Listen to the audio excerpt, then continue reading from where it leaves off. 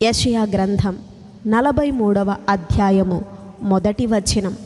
అయితే యాకోబు, నిన్ను సృజించిన వాడగు యెహోవా, ఇశ్రాయేలు, నిన్ను నిర్మించిన వాడు ఈలాగు సెలవిచ్చుచున్నాడు, నేను నిన్ను విమోచించియున్నాను, భయపడకుము, పేరు పెట్టి నిన్ను పిలిచియున్నాను, నీవు నా సొత్తు.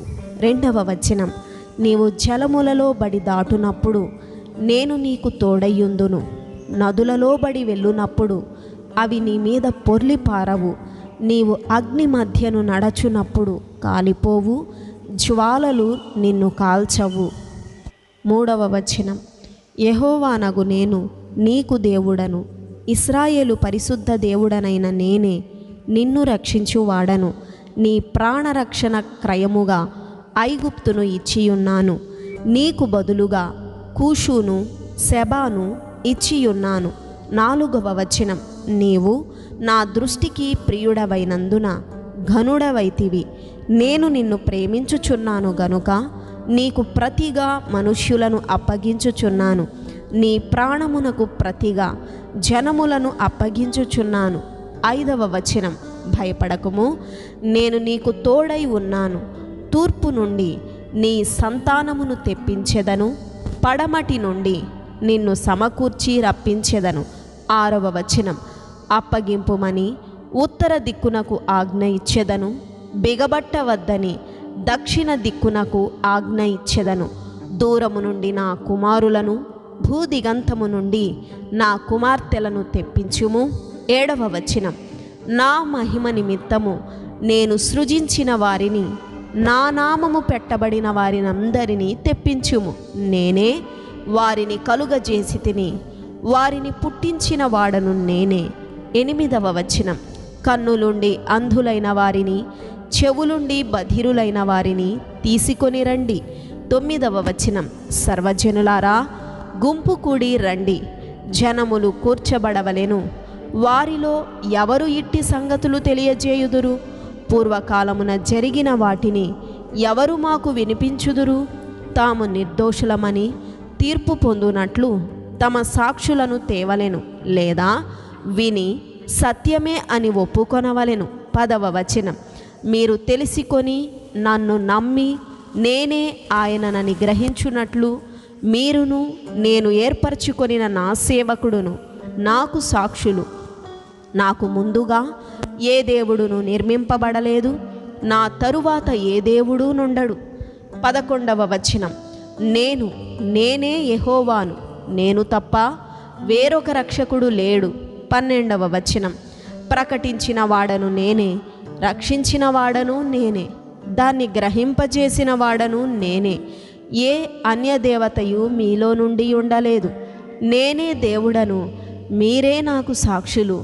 ఇదే యెహోవా వాక్కు. 13వ వచనం. ఈ దినము మొదలుకొని నేనే ఆయనను, నా చేతిలో నుండి విడిపించగలవాడెవడునూ లేడు, నేను కార్యము చేయగా త్రిప్పివేయువాడెవడు? 14వ వచనం. ఇశ్రాయేలు పరిశుద్ధ దేవుడును మీ విమోచకుడునైన యెహోవా ఈలాగు సెలవిచ్చుచున్నాడు, మీ నిమిత్తము నేను బబులోను పంపితిని, నేను వారినందరినీ పారిపోవునట్లు చేసెదను, వారికి అతిశయాస్పదములగు ఓడలతో కల్దీయులను పడవేసెదను. 15వ వచనం. యెహోవానగు నేనే మీకు పరిశుద్ధ దేవుడను, ఇశ్రాయేలు సృష్టికర్తనగు నేనే మీకు రాజును. 16వ వచనం. సముద్రములో త్రోవ కలుగ చేయువాడును. 17వ వచనం. వడిగల జలములలో మార్గము కలుగజేయువాడును, రథమును, గుర్రమును, సేనను, సూరులను నడిపించువాడునగు యెహోవా ఈలాగు సెలవిచ్చుచున్నాడు, వారందరూ ఏకముగా పండుకొని లేవక యుందురు, వారు లయమై జనుపనారవలే ఆరిపోయిరి. 18వ వచనం. మునుపటి వాటిని జ్ఞాపకము చేసి కొనకుడి, పూర్వకాలపు సంగతులను తలంచుకొనకుడి. 19వ వచనం. ఇదిగో నేనొక నూతన క్రియ చేయుచున్నాను, ఇప్పుడే అది మొలచును, మీరు దానిని ఆలోచింపరా? నేను అరణ్యములో త్రోవ కలుగ చేయుచున్నాను, ఎడారిలో నదులు పారజేయుచున్నాను. 20వ వచనం. నేను ఏర్పరచుకొనిన ప్రజలు త్రాగుటకు అరణ్యములో నీళ్లు పుట్టించుచున్నాను, ఎడారిలో నదులు కలుగచేయుచున్నాను. అడవి జంతువులను, అడవి కుక్కలును, నిప్పు కోళ్ళును నన్ను ఘనపరచును. 21వ వచనం. నా నిమిత్తము నేను నిర్మించిన జనులు నా స్తోత్రమును ప్రచురము చేయుదురు. 22వ వచనం. యాకోబు, నీవు నాకు మొర్రపెట్టుటలేదు, ఇశ్రాయేలు, నన్ను గూర్చి నీవు విసికితివి కదా. 23వ వచనం. దహన బలులుగా గొర్రె మేకల పిల్లలను నా యొద్దకు తేలేదు, నీ బలుల చేత నన్ను ఘనపరచలేదు.